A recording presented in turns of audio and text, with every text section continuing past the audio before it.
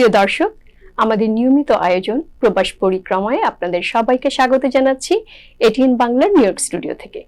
সাথে আছি আমি সঞ্জিদা হিয়া। প্রিয় দর্শক, আজ আমরা কথা বলবো রিয়েল এস্টেট মার্কেট নিয়ে। তো সেজন্য আজকে আমাদের স্টুডিওতে রয়েছেন ম্যাক্সিট রিয়েলিটির license realtor and investor Mohammad Zikrul Amin. কেমন আছেন ভাইয়া? আমি ভালো আছি আলহামদুলিল্লাহ, আপনি কেমন আছেন? আলহামদুলিল্লাহ ভালো আছি।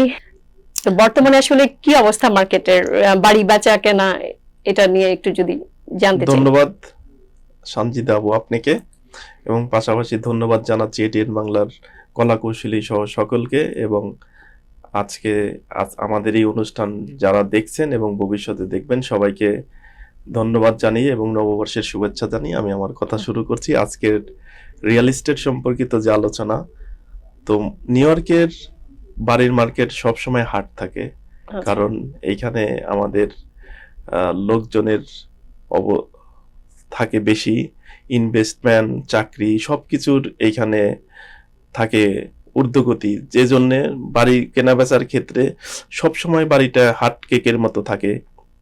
এখন বাড়ির যে অবস্থা, বাড়িতে ইনভেন্টরি কম মার্কেটে, কিন্তু বায়ারের সংখ্যা বেশি। তার জন্য বাড়িটা বলা যায় এখনো সেলার মার্কেট। সেলার মার্কেটের ক্ষেত্রে, বাড়ি কেনার ক্ষেত্রে বায়ারকে মানে আপনি বলতে চাচ্ছেন কোয়ালিফাইড হতে হয়, এবং কোয়ালিফাইড বায়ারের সংখ্যা কিন্তু খুব বেশি না।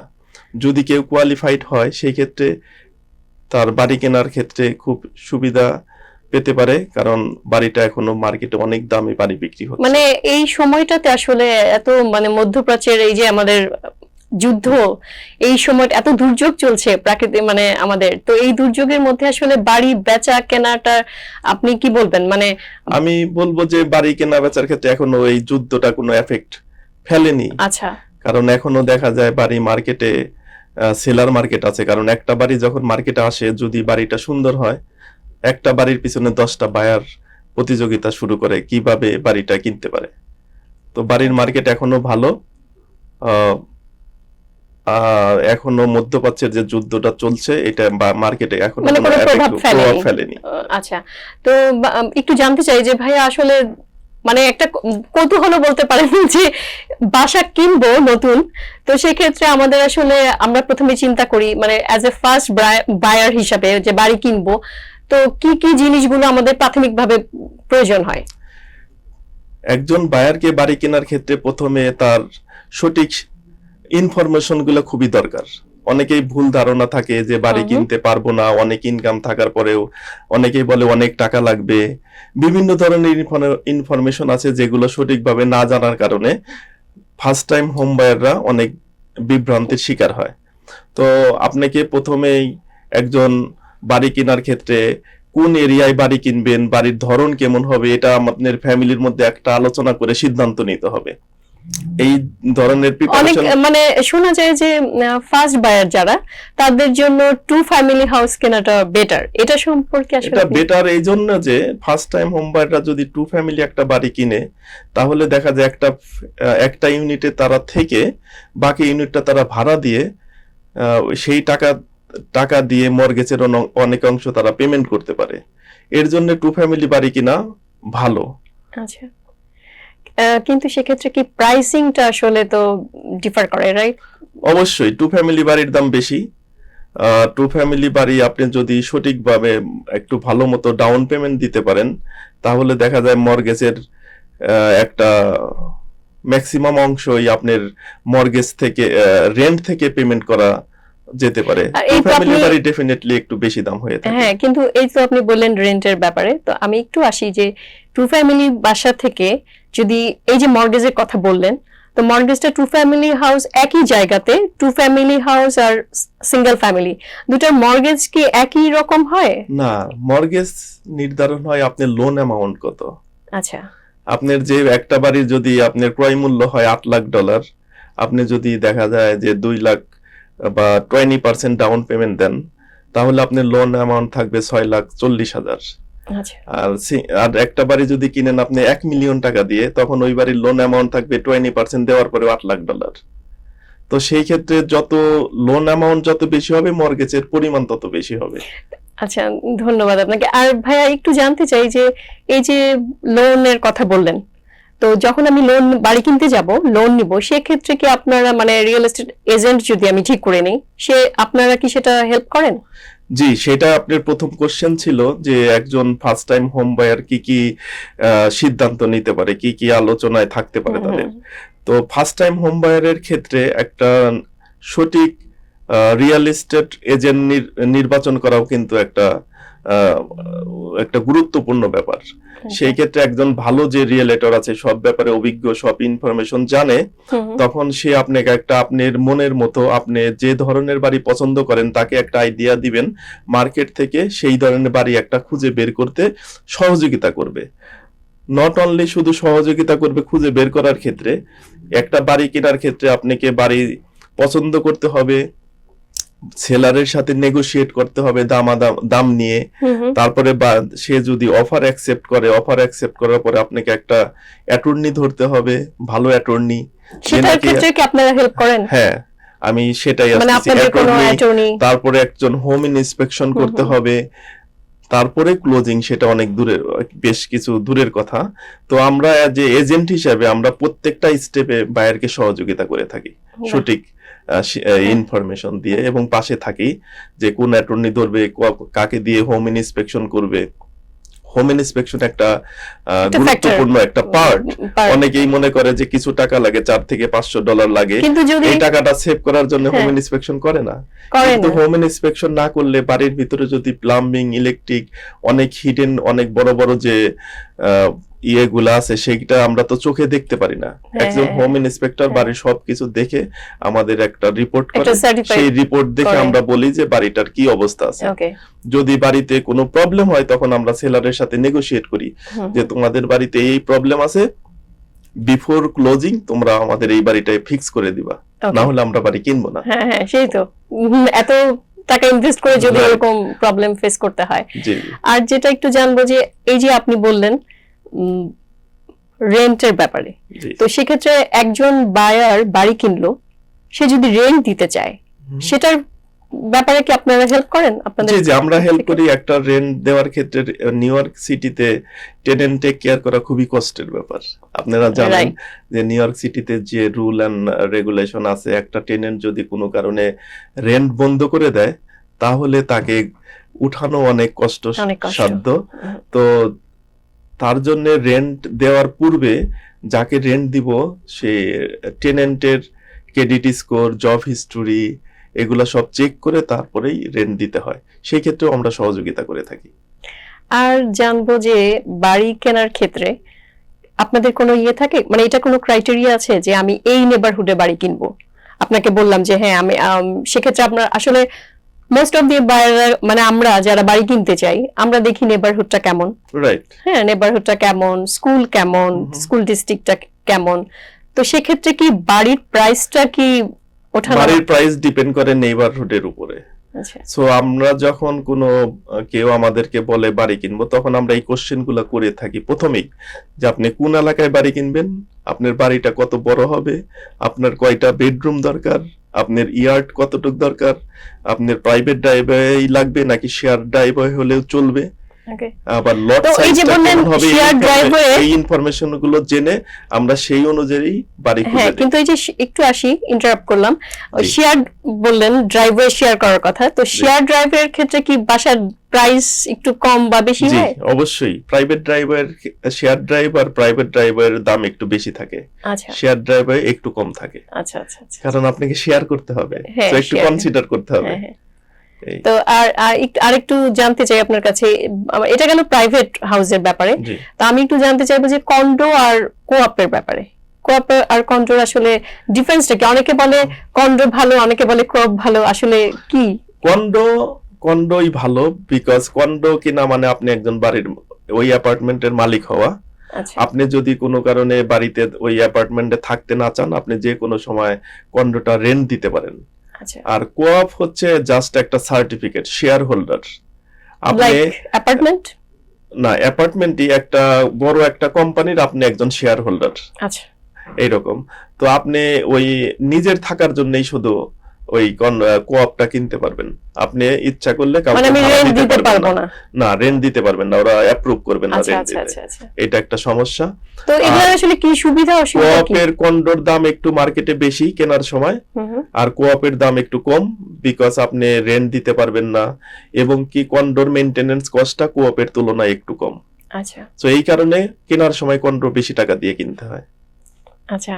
আর কন্ডো বা কোঅপের এই যে আপনি বললেন, আমি কিনলাম, কিন্তু বিক্রির ক্ষেত্রে আসলে বেচার, আমি যদি বিক্রি করতে চাই সেক্ষেত্রে এটার আসলে মানে ইয়েগুলো বিক্রির কি? ক্ষেত্রেও, কোঅপ বিক্রির ক্ষেত্রেও আপনার অ্যাপ্রুভাল আসতে হবে ডাইরেক্টর ইয়ের থেকে। কন্ডোর ইজিলি বিক্রি করা যায়, কোঅপটা বিক্রি করতে একটু কষ্ট। আচ্ছা। আর যদি আমি একটা বাড়ি কিনি, জি। এখন আমি বাড়িটা কিনলাম না, মানে এটা আমি মানে শোনা যায় যে রেন্ট টু ওনার, এটা আসলে কি? এইটার বিষয়টা আমি একটু জানতে চাচ্ছি। রেন্ট টু, আমার মনে হয় যে দর্শকদের জন্য এটা উপকার হবে। রেন্ট টু ওনার মিন্স কেউ যদি বাসাটা রেন্ট করে, পুরো বাসাটা আমি রেন্ট করলাম, তারপর আমি ভাড়া দিলাম, হ্যাঁ, সেটা সেক্ষেত্রে ওনার সাবলেট, সেক্ষেত্রে বাসাটা কি আমার, মানে এটা শোনা যায় যে একটা পার্ট অফ দি ওনার, আসলে কি তাই?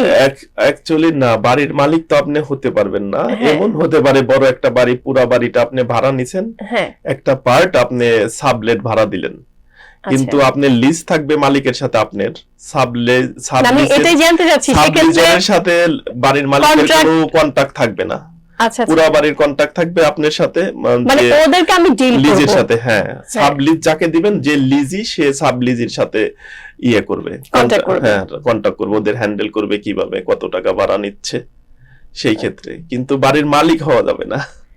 আচ্ছা। আর একটু যদি বলি যে মার্কেটে যে যত এখন এই সময়টা আসলে কেমন যাচ্ছে, বাড়ি কেনার জন্য ভালো নাকি বেচার জন্য উপযোগী? আসলেই বাড়ি কেনার জন্য প্রতি একদিন চলে যাচ্ছে, বাড়ি কেনার একদিন আগে কিনতে পারলে সেটাই বেটার কেনার ক্ষেত্রে। কারণ আপনি অনেকেই বলে যে বাড়ি 10 বছর যাবত দেখছে, কিনছে না, কিন্তু প্রতিদিন যাচ্ছে, বাড়ির দাম বাড়ছে। আর এই যে বাড়ি কেনার বাড়ির দাম কিন্তু কমছে না, বাড়ছে, রাইট। কিন্তু ইন্টারেস্ট রেটের একটা ব্যাপার আছে, রাইট। ইন্টারেস্ট রেটটা 100 বছর পর সবচেয়ে বেটার ছিল 2021 এ, কোভিড এর পর, আফটার কোভিড 2.5 থেকে রাইট 2.67 অনেকে বাড়ি কিনছে, বাট এখন তো শোনা যাচ্ছে যে ক্লোজ টু 6।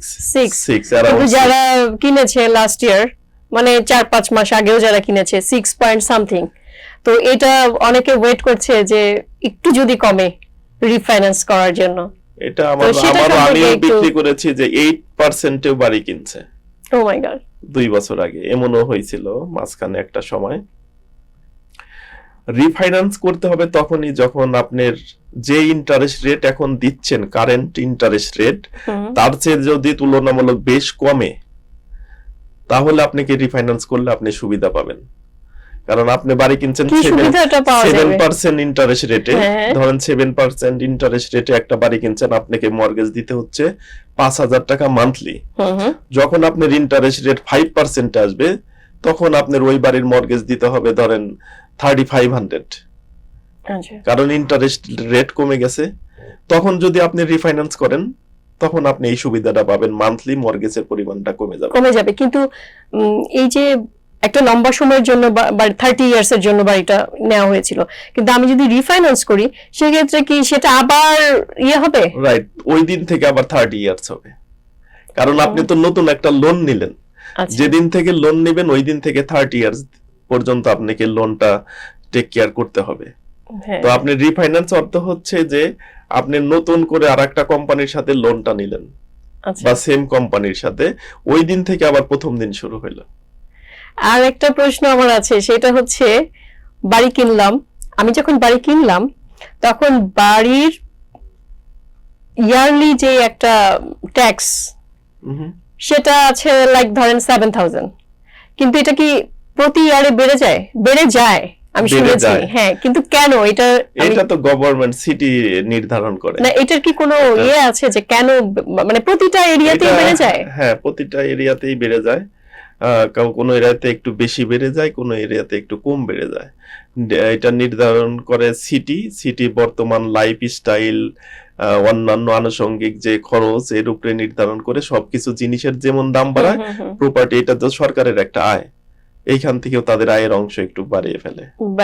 আচ্ছা, আর একটু জানবো যে আপনি এই যে বাড়ি বেচা কেনা আপনার কেমন গেল লাস্ট ইয়ার? এখন তো নতুন ইয়ে শুরু হলো আমাদের বাংলা নববর্ষ, কিন্তু ওভারঅল আলহামদুলিল্লাহ আমার যে যখন থেকে আমি রিয়েল এস্টেটের লাইসেন্স নিয়েছি তখন থেকে আল্লাহর রহমতে আমার বিজনেসটা ভালো। আচ্ছা, মানুষ যখন রিয়েল এস্টেটের লাইসেন্স নেয় তখন 6 মাস 1 বছর ওয়েট করতে হয় একটা লিস্টিং পেতে বা ভালো ট্রানজাকশন শুরু হয়। আমি যখন লাইসেন্স নিয়েছি তার নেক্সট উইকে আমি 2টা বাড়ি লিস্টিং পেয়েছিলাম। এটা সবাই বিশাল ব্যাপার, এত তাড়াতাড়ি সাধারণত পায় না। আমার প্রথম বাড়িটা ছিল জামাইকাতে। আচ্ছা, জামাইকাতে একটা ওজন পার্কে। আচ্ছা, জি, তো খুব ভালো হয়ে ব্যবসা আল্লাহর রহমতে। এটা ডিপেন্ড করে মানুষের সাথে কিভাবে আপনি ডিলটা করলেন, আপনার কমিটমেন্ট কতটুকু রক্ষা করলেন। একজন ফার্স্ট টাইম হোম বায়ার যখন বাড়ি কিনে সে তো কিছু জানে না, তো আপনি যে কিছু অ্যারেঞ্জ করলেন, উঠাইলেন যে property tax, first time home বায়ারদের এত জ্ঞান থাকে না। তারা সুন্দর জানে একটা সুন্দর বাড়ি হবে, কিন্তু বাড়িটা কিভাবে টেক কেয়ার করতে হবে, মেইনটেনেন্স করতে হবে, বাড়ির এন্ড অফ দা মান্থে মর্গেজ তো শুধু না, মর্গেজের সাথে ইন্স্যুরেন্স, প্রপার্টি ট্যাক্স এইগুলো অ্যাড হয়। এগুলো আপনার ধারণা দিতে হবে আগে যে আপনার কিন্তু আপনার ইনকাম কত, দেখেন আপনি অ্যাফোর্ড করতে পারবেন কিনা। আর একটা ফার্স্ট টাইম হোম বায়ার যখন বাড়ি কিনতে যায় তার প্রথম থেকে প্রসেস শুরু থেকে একেবারে ক্লোজিং দিন পর্যন্ত আমাদেরকে সহযোগিতা করতে হয়। আমাদের ব্যবহার, আমাদের কাজকর্মে কতটুকু তারা হ্যাপি, তারা কমফোর্ট ফিল করে কিনা, আমাদের ট্রাস্ট করে কিনা, আমাদের ব্যবহারে কাজকর্মে, আমাদের ট্রানজাকশনে যদি তারা হ্যাপি হয়, দেখা যায় একটা বায়ার থেকে আরো 3 জন বায়ারকে রেফার করে। আমাদের ব্যবসাগুলো এইভাবেই গ্রোয়িং হয়। আসলে সব ক্ষেত্রেই সেটাই যে আমি যখন বাড়ি কিনতে যাব, আমি যখন স্টেপ নিব তখনই অনেক কিছু আমি জানতে পারবো স্টেপ বাই স্টেপ, কারণ আমি যখন কাজটা করতে যাব প্র্যাকটিক্যালি তখনই আমি জানবো। জি, এই ক্ষেত্রে যে আপনার যদি সঠিক একটা ভালো রিয়েলিটর চুজ করেন, সে আপনাকে সহযোগিতা করতে পারবে।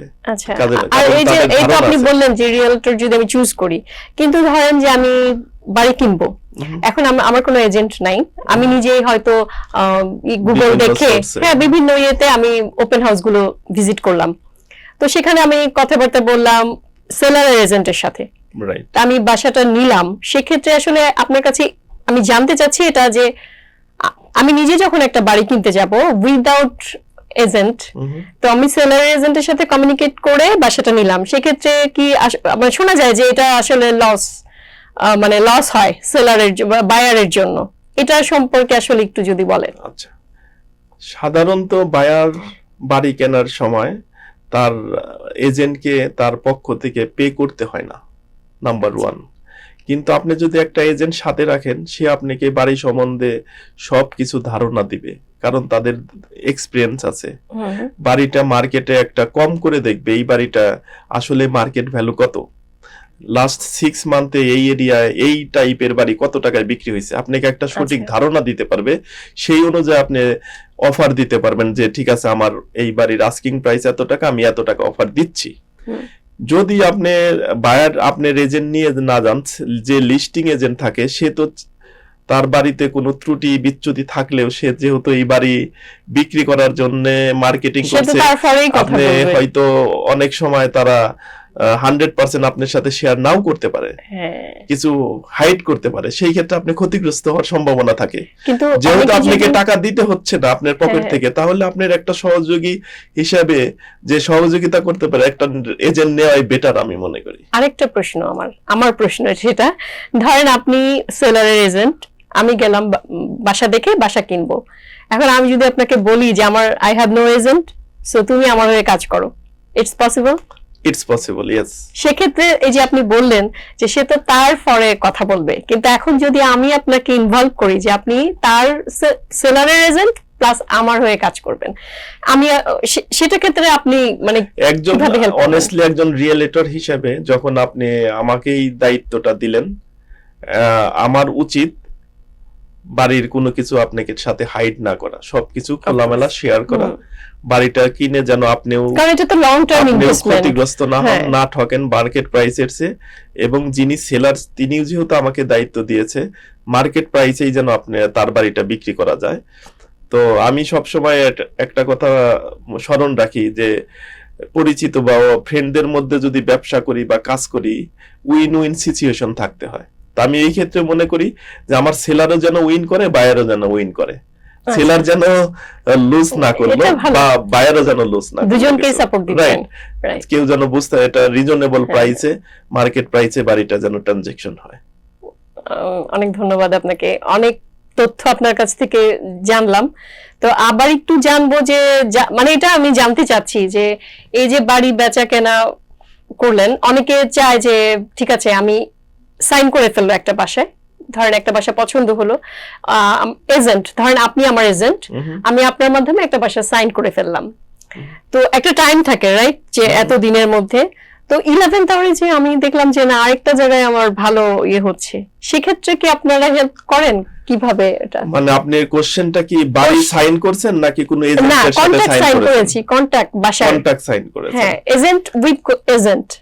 আচ্ছা, সেক্ষেত্রে আমি যদি এটা বাদ করতে চাই, আমি আরেকটা আমার বেটার অপশন, আমি বেটার কোনো বাড়ি পেলাম, সেক্ষেত্রে আপনি কিভাবে মানে আপনারা কিভাবে এটা আসলে ঠিক না। কারণ একটা সেলার যখন বাড়িটা মার্কেটে এনেছে তখন মার্কেটিং করার সময় আপনি সহ আরো 5টা বায়ার তার কাছে ছিল, কিন্তু আপনার অফারটা তারা সবচেয়ে বেস্ট মনে করেছে, এর জন্য আপনার সাথে কন্টাক্ট করেছে।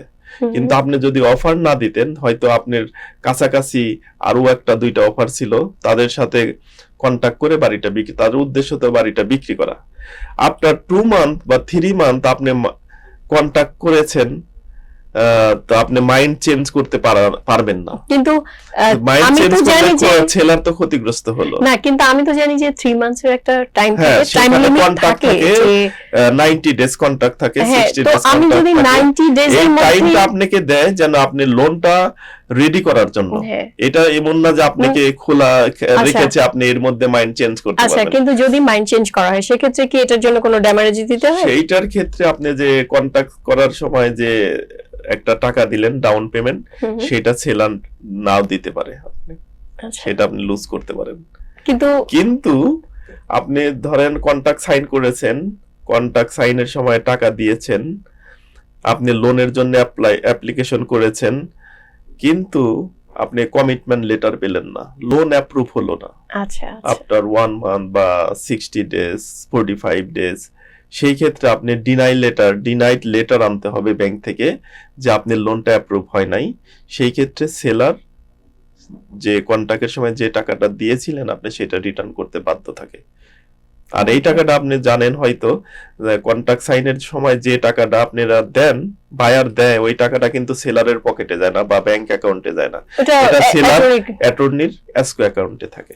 অনেক ধন্যবাদ আপনাকে, আপনি অনেক গুরুত্বপূর্ণ সময় আমাদের দিয়েছেন আপনার। তো আপনি যদি, আমাদের আসলে শেষ পর্যায়ে চলে এসেছি, আপনি যদি কিছু বলতে চান দর্শকদের জন্য। তো জি, আমি প্রথমে সেলারদের সম্বন্ধে বলি। সেলাররা অনেক সময় মনে করে যে আমি বাড়িটা বিক্রি করব, অনেক সময় দেখা যায় যে বাড়িটা যে অবস্থায় আছে ওইভাবেই বিক্রি করতে চায়, কিছু টাকা খরচ করতে চায় না।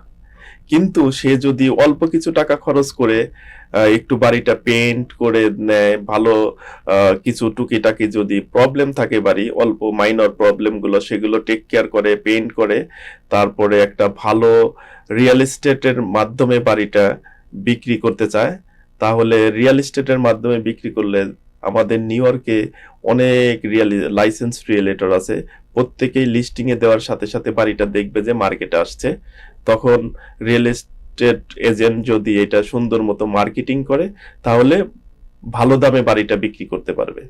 অল্প কিছু টাকা কমিশনের ভয়ে অনেকেই এজেন্টকে লিস্টিং না দিয়ে নিজে বিক্রি করতে চায়, সেই ক্ষেত্রে দেখা যায় তারা অনেক টাকা ক্ষতিগ্রস্ত হয়। আর বায়ারদের ক্ষেত্রে বলবো যে আসলেই নিউ ইয়র্ক সিটিতে থাকতে হলে যে আপনারা ভাড়া বাসায় আর বেশি দিন না থেকে যে টাকা ভাড়া দেন তার সাথে কিছু টাকা অ্যাড করলেই মান্থলি মর্গেজ হয়ে যায়, বাড়ি কিনে নিজের বাড়িতে থাকেন। একটা সময় দেখা যাবে বাড়ির দাম বাড়বে, এবং প্রতি বছরই বাড়ির দাম বাড়ে এবং একটা সময় দেখা যাবে বাড়িটা পেড আপ হয়ে যাবে। এটা একটা আপনার জন্য বড় সম্পদ, বড় অ্যাসেট হবে। তাই ভাড়া বাসায় না থেকে চেষ্টা করেন সুন্দর মতো একটা বাড়ি কিনে নিজের বাড়িতে থাকার জন্য। আপনাকে আবারও ধন্যবাদ আমাদের স্টুডিওতে আসার জন্য। প্রিয় ধন্যবাদ দর্শক, আপনাকেও। আজ এই পর্যন্তই। আবারও দেখা হবে নতুন অতিথিকে সঙ্গে নিয়ে। সে অবধি আপনারা ভালো থাকুন, সুস্থ থাকুন।